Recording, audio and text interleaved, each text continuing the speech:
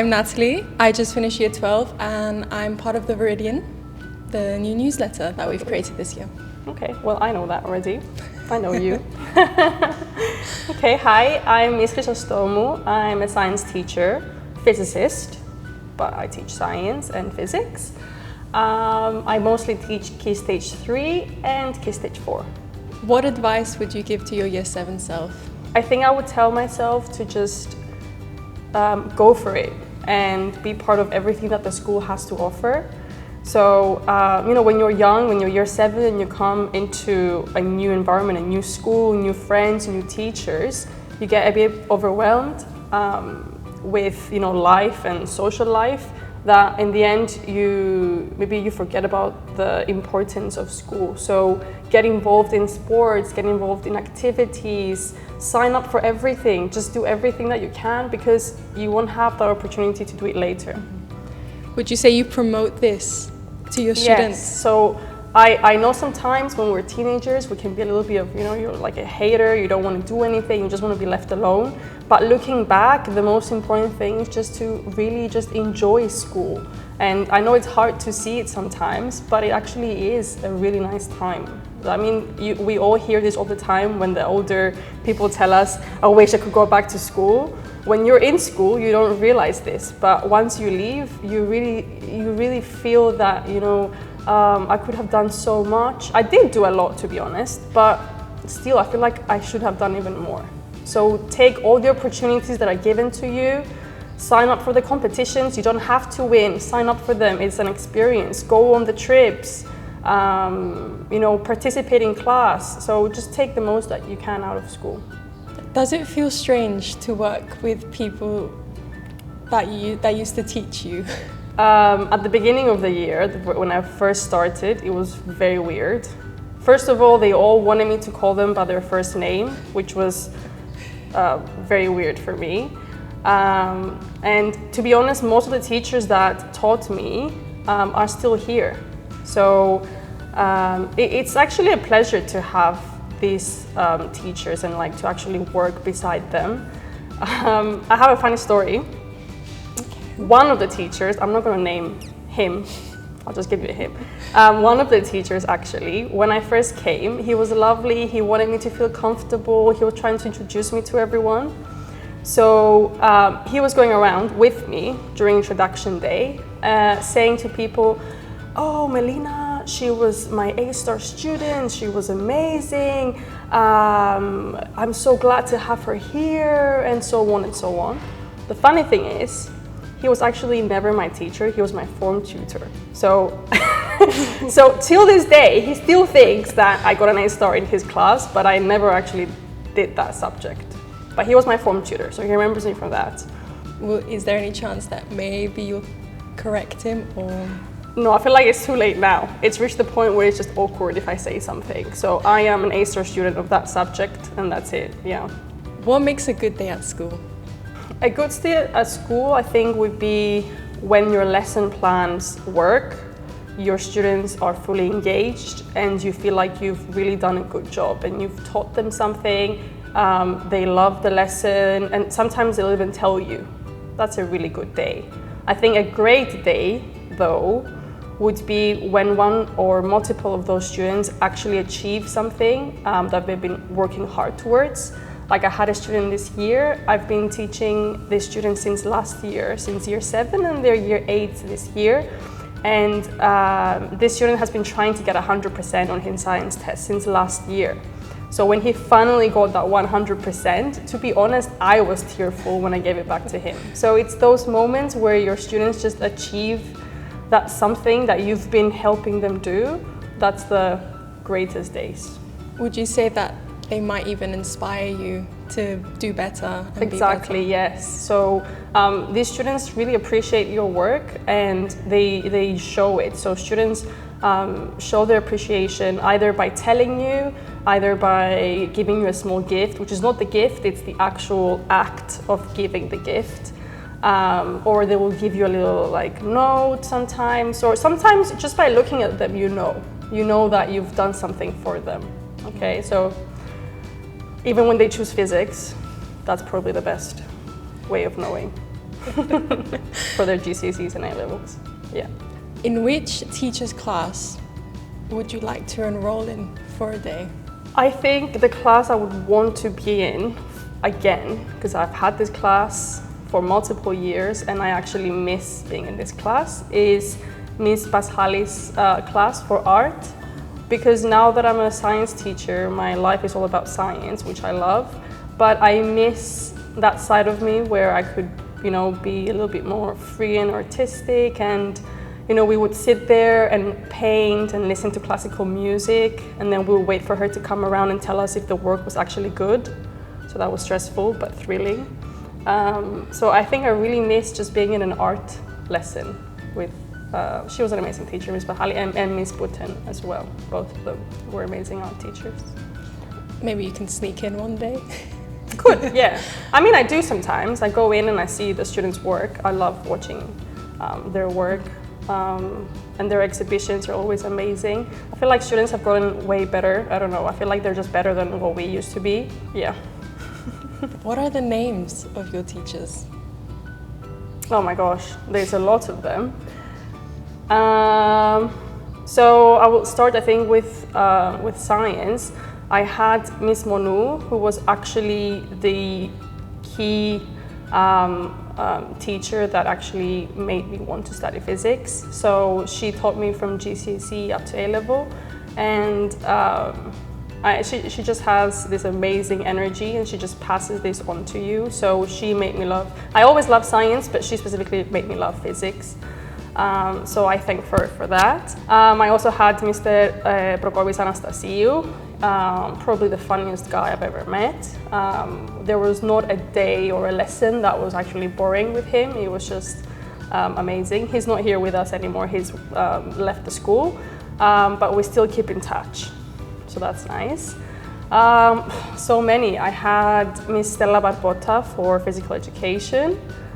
She's still here, and she was amazing. She was very close to us girls, and whenever we had, you know, girl things that we wanted to talk about, we knew that we could go to her, because she was also younger, so she could really relate to us and help us through and all our over dramatic scenarios of that age. So many, I feel like I'm forgetting. Oh, Nick Pafitis and George Kakufa for computer science. I was the only girl in my A-level class for computer science. So they really took care of me as a collective. I really appreciate them, and they really cared. All my teachers cared. So it's nice to be in this environment with all of these teachers, because this as a school hasn't changed. So the teachers still care about the students so much, and I'm just so glad to be part of it. Do you feel that as the senior school we've got a very close, special just community of teachers that do really want the children to do well and the students to really care? I think the ethos of the school promotes this, and the upper management, the pastoral team really push us to really care for our students, to be there for them, to expect the best from them. So this is generally cultured within the school, and so the teachers also feel that they want to be close to the students and really help them. So yeah. Did you wear uniform? Yes, we did wear uniform. It was slightly different from now. We still had to wear our nice school t-shirt, and we had some different trousers and shoes. It was a little bit more strict than it is now.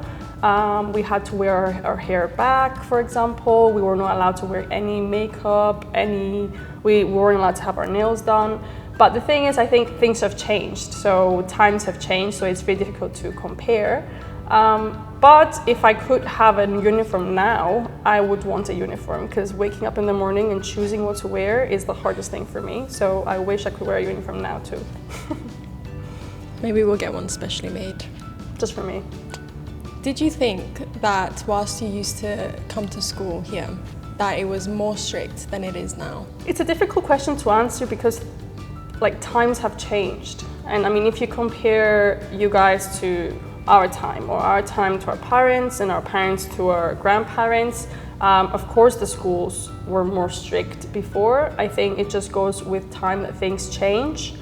I think the school still is quite strict in a way that it helps, students stay focused, know that we have high expectations from them. Sometimes students don't realize that it's for their own good, but later on when they grow up, they'll understand. It was stricter in terms of, for example, mobile phones and social media. Well, we didn't really have social media back then, but in terms of technology, use of technology, the way that we were acting at school, it was very different. Yeah, it was more strict, but again, it was different times. So Brilliant, thank you. If you could change something about the school, what would it be? one thing I would change, I think I would ban mobile phones from students like having mobile phones, or maybe they can bring them to school, but they need to be kept in their bag at all times, which is what was the case when I was at school. Mostly because it's not just for during teaching, but during break I see students on their mobile phones instead of interacting with other students, or they're playing games on their mobile phones where they could do this at home. So when you're at school, you can get so much more out of your break times, for example, like interacting with other kids, socializing, playing games. So I think it's a bit extreme to say banning mobile phones, but limit their use as much as possible. That would be something I would change. Now, something to develop, I prefer the word develop, maybe is develop our science park that we've been trying to develop for a while now. So we have a little pond there for our little biology experiments, but it would be nice for us to include something physics related. So if we could develop that, that would be nice. Maybe some solar panels? Solar panels, yes. Yep.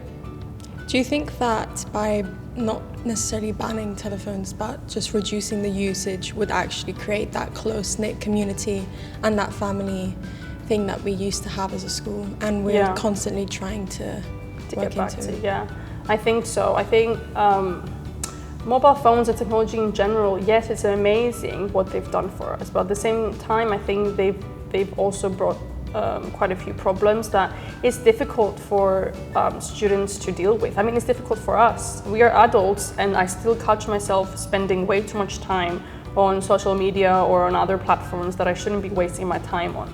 And I'm an adult. I mean, imagine, when students are that younger age, they're easier to, really get sucked into this. So I really think it would be helpful if we can somehow find a way to limit mobile phones as much as possible. Did you learn any languages? I did Spanish for my GCSE. I chose Spanish, yeah. And I had Mr. Jean, I don't know how to pronounce his name, it was French. Frederick Jean. He was amazing. He was also my form tutor when I first came to the school, and he was very supportive. I don't know where he is right now. It's been a while. It's been a long time since he left the school. I hope he's doing well if he sees this. I loved it. I love Spanish. I've been saying for the last 5 years that I want to go back and learn Spanish, but it's just something I keep saying and then I never do. So hopefully at some point I will continue. Lovely language. I can be your Spanish buddy. Learn Oh, it. do you know Spanish? Poco. Un poquito? Okay, sure. Which sport did you play, and do you think that helped you just connect to the people at the school? I mean, despite my height, which is not too high, I love playing volleyball and basketball. I would say I was okay at it. I was generally sporty when I was younger, and I just loved every PE lesson. I was one of those students that always wanted to play, unlike some other students that somehow have something every week, Volleyball is probably my favorite sport that I play at school, and I still play out of school now. So I think this has helped me during school and now, because it's a way of socializing with people, meeting new people, going out, staying fit, it's actually, it's a great thing. Do you think the inclusion of teachers playing sports, like teachers versus students, that we have this vibe at school is really, really fun and helpful? Yeah. Miss Stella Barbota has been organizing this the past few years, where we have sports. Usually we play volleyball against, so it's teachers versus students. And it's just amazing. It's such a bonding experience. You get to see a different side of a lot of students that you don't see in class because they might be reserved. So you really see a different side, and then you get to bond with them and have fun. And of course, bring out a little bit of competitiveness, which is always nice. Yeah. And this definitely helps in class, just build that relationship, make sure that they're really achieving and that they want to achieve as well. Yeah, of course. It happened once, I think, that we were outside volleyball court and we won, and then we went into class, and I was like, you know, we won at volleyball, let's see what you can do in class, maybe you can win in class. So it was a little bit of like, you know, fun competitiveness. Yeah. It was a delight talking to you today, and thank you. I'm happy you've come to this interview. Thank you.